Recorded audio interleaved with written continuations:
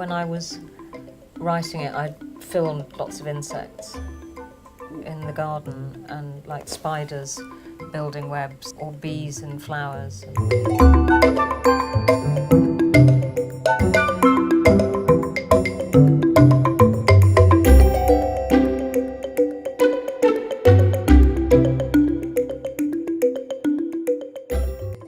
I was very much inspired. I made a friend called Angie Biltcliffe, and I didn't know when I met her that she was dying of cancer. She died, but in the process she was incredibly graceful, and she let her friends be close to her, and she prepared really well, and she wrote her own funeral service. She was a beekeeper, and there was pollen and honey, and I just became incredibly aware of bees in the process leading up to her death. And then afterwards I started to read about bees to sort of stay connected with her incredible life force, and very quickly became fascinated by bees, and was no longer doing it for her but for myself, because truth really is stranger than fiction. And it was like there was this mystery and magic hiding in plain sight all around me, the life of the honeybee and this 40,000-year-old society right there in the garden. So that's how I came to the bees, and it was divine inspiration, if you like, from a friend.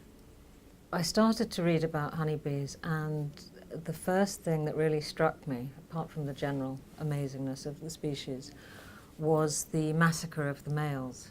And when I read that if a drone can survive the massacre, he's allowed to live, he can continue on in the hive, I thought, wow, what if a drone survived and then knew that this celebrity lifestyle was actually based in a terrible end?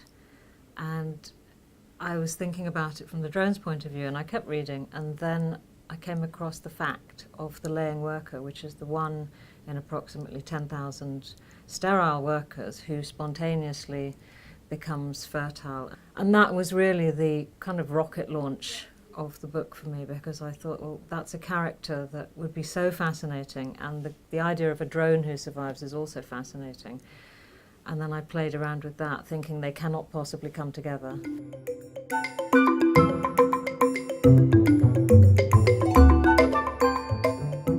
The idea of not being allowed to have a child and having this kind of religious love for this deity that rules your life, this immortal queen, because remember that a honeybee typically will live 6 to 8 weeks. Now I've stretched that, but a queen could live 2 to 5 years. So generation upon generation of worker will see the same queen, and 2 to 5 years, if you only live 6 to 8 weeks, is an immortal age.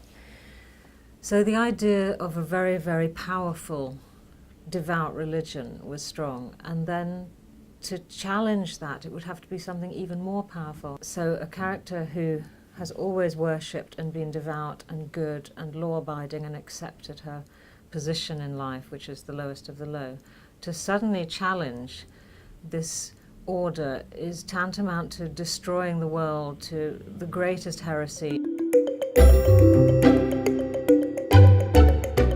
It's interesting to find out who is reading the book already, because it's some children are reading it, like young teens, and these are children of people who've got it, who've got their hands on it and are enjoying it.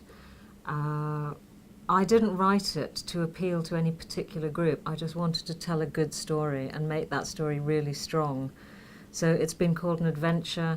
Some people have said it's violent and thrilling. Other people have found it poignant, because there is a very fine romantic thread in it, but not in a conventional sense. And it's about love fundamentally. So if that is wrapped up in a thrilling, dynamic, page-turning story, I couldn't be happier. So summing up the book, that's difficult. The process has been really rewarding. The subject matter is wild, and the outcome is, no, this is more than 3 words. To have Okay. To have readers is a dream fulfilled.